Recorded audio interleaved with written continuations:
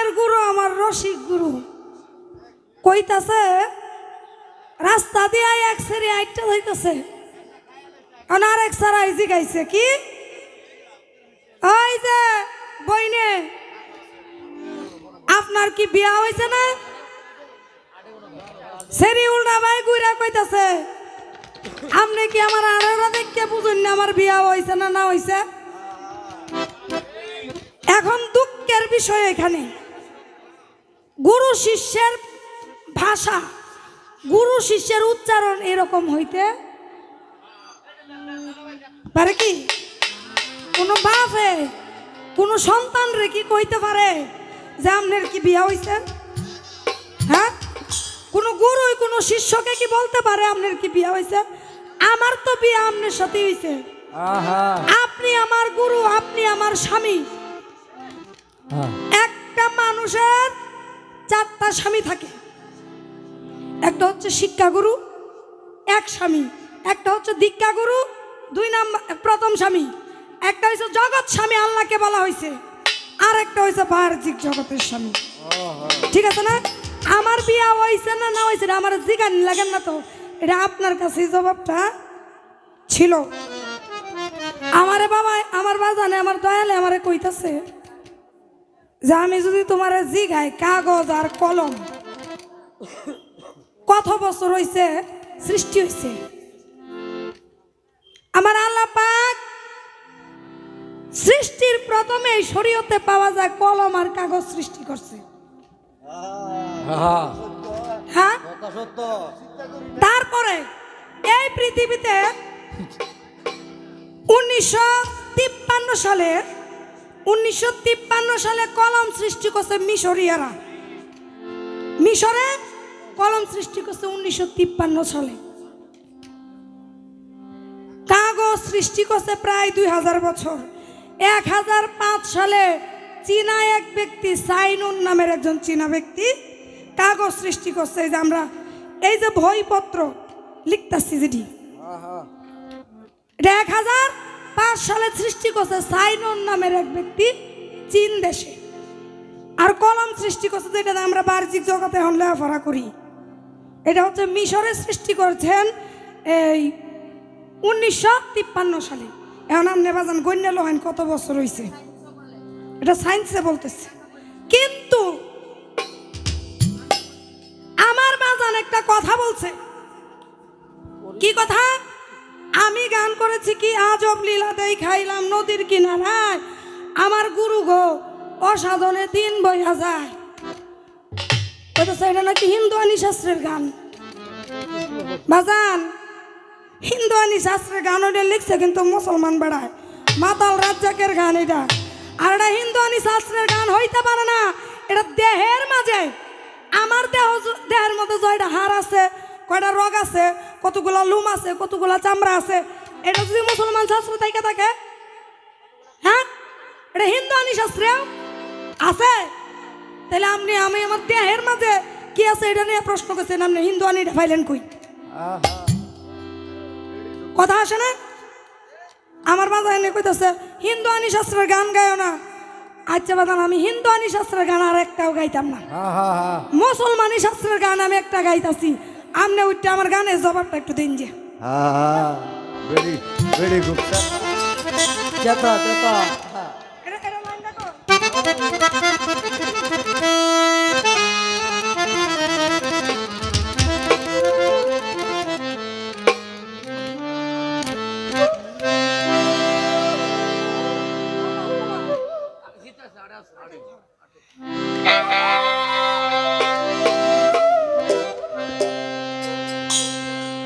আল্লাহর হাদিস পরে মাথাটা ঘুরাই গুরু দয়াময় আল্লাহর হাদিস আমার রাসূলের হাদিস আমার আল্লাহর দলিল পইরা মাথাটা ঘুরাই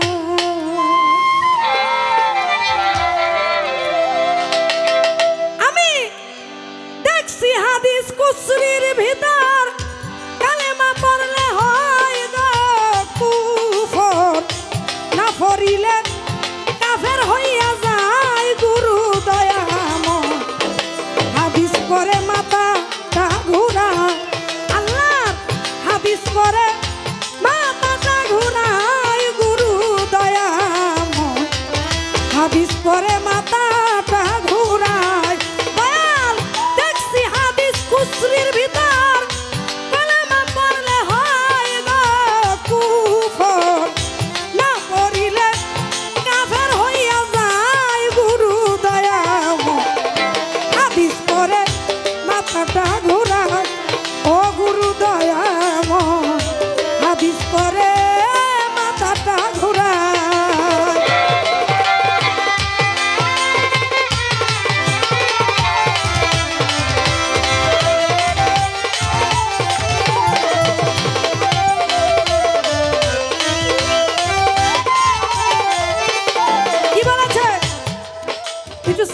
বাজায়ও, নাহলে গান শোনা যায় কম, যন্ত্র শোনা যায় একটু বেশি। কি বলেছে? ছোটবেলায় মাদ্রাসাতে বাজান গো গিয়েছিলাম কোরআন শিখতে, কলেমা নাই কোরআনের পাতায় গুরু দয়াময়, কলেমা নাই কায়দার পাতায়।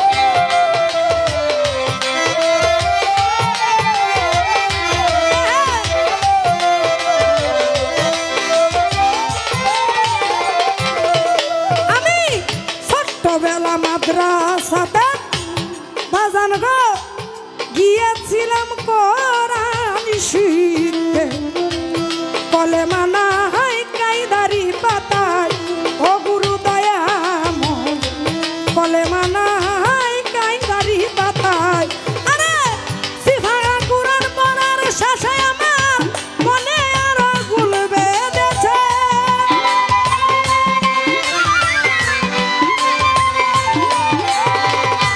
সিফায়া কুরআন পড়ার শেষে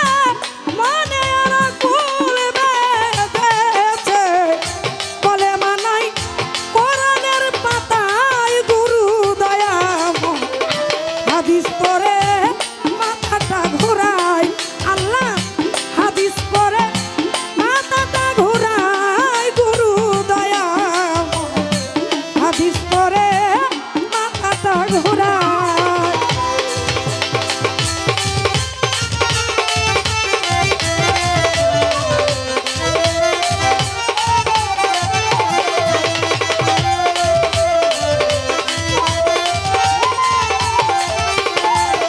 আস্তে কি কইছে? আমি দেখছি হাদিস খুসরির ভিতর কলেমা পড়লে হয় গো কুফর, বাজান না পড়িলে কাফের হইয়া যায়। গুরু দয়াময় হাদিস পড়ে মাথাটা ঘোরায়। আমার দয়াল যেহেতু বলেছেন যেটা হিন্দু আনি শাস্ত্রের গান গাইছি আমি আগে, হিন্দু আনি শাস্ত্রের গান যেহেতু আমি আগে গাইছি, এখন গাইতেছি আমি মুসলমান শাস্ত্র, ঠিক আছে না? কি বলেছে? হাদিস পরে মাথাটা ঘোরায় দয়া, আমার পরপারের কান্ডারি, হ্যাঁ আমার ফুলসেরাতের পার করার কান্ডারি। আপনি একটু বলবেন এমন কোন কলেমা আছে যেটা আমি পড়লেও এম কুফর, না পড়লেও এ যায় আবার কাফের? দুনোভাবে ঝামেলা না বাজান? ঝামেলা কি দুনোভাবেই? পড়লেও কুফর, না পড়লেও আমি কাফের। এমন কোন কলেমা আছে যেটা পড়লেও নাকি কুফর, না পড়লেও নাকি কুফর? বাজান একটু ওইটা কইবেন। এটা কিন্তু মুসলমান শাস্ত্র করতেছেন রে। কি কইছে? কিভাবে পড়লে কলেমা আমরা কুফর আর কাফের হব না, থাকলে জানা জানাই বা দয়াল।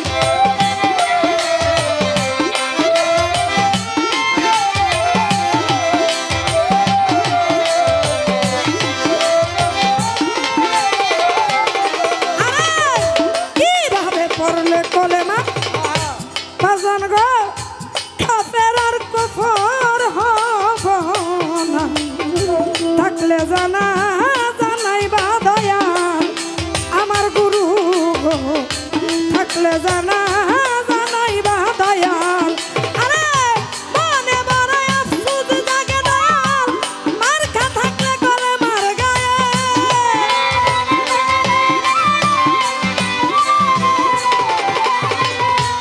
মনে বড়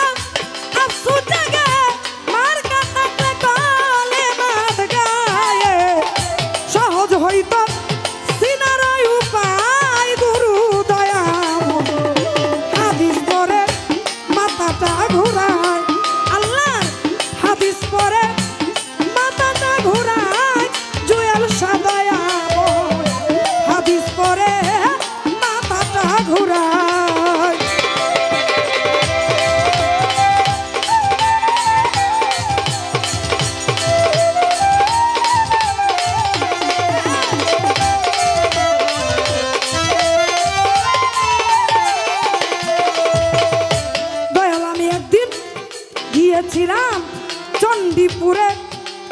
শুনেছি ওয়াজের সুরে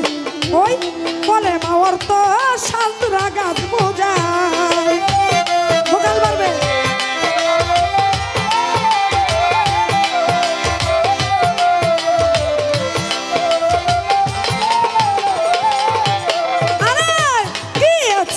চণ্ডীপুরে শুনেছি ওয়াজের সুরে কালেমা অর্থ সাজরা গাছ বোঝায়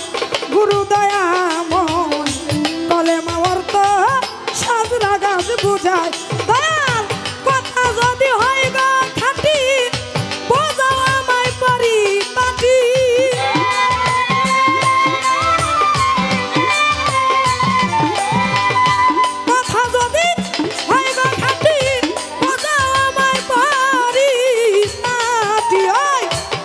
মৌসুমে তার ফলটা পাওয়া যায় গুরু দয়াময়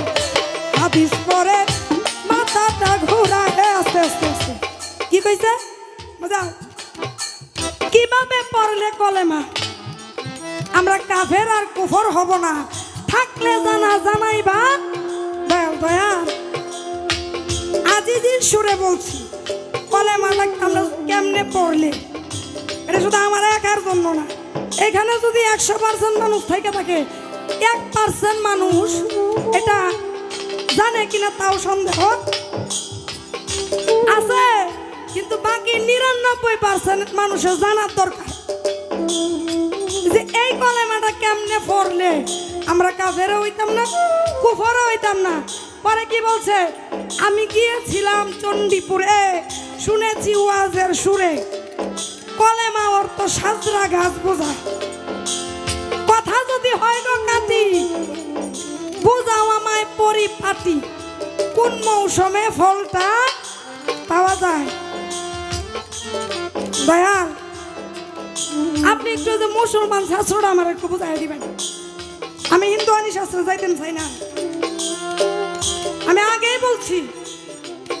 আমার দয়াল আমার প্রশ্ন করছে কি আমার ছাত্রী তো একটু বাড়তি হয়ে গেছে গা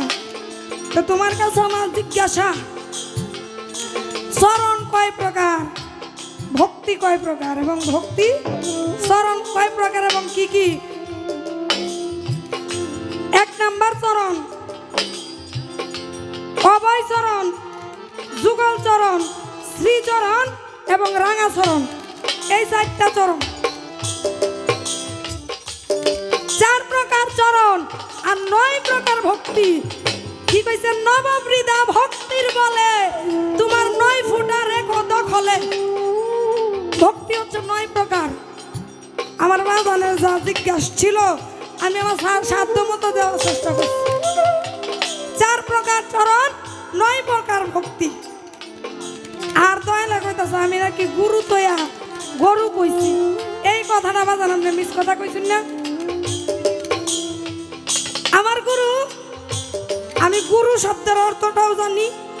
আমি গরু শব্দের অর্থটাও জানি আমি আমার দয়ালকে অসম্মান করার মতো এমন বিয়াদব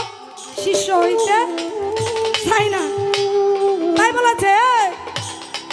আরে গিয়েছিলাম চণ্ডীপুরে বাজান গো শুনেছি ওয়াজের সুরে কলেমা অর্থ সাজনা গাছ বোঝায় বাজান কথা যদি হয় গো খাটি দয়াল বোঝাও আমায় পরিপাটি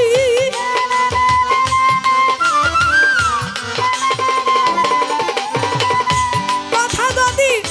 হয় গো খাটি বোঝাও আমায় পরিপাটি কোন মৌসুমে ফলটা পাওয়া যায় গুরু দয়াময় হাদিস পরে মাথাটা ঘোরায়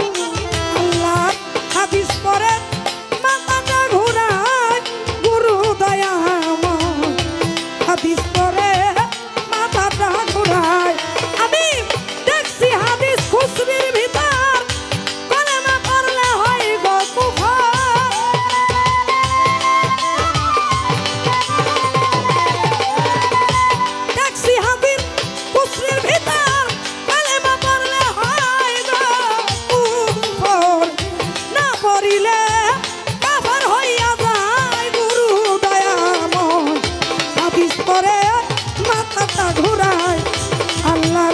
কিস করে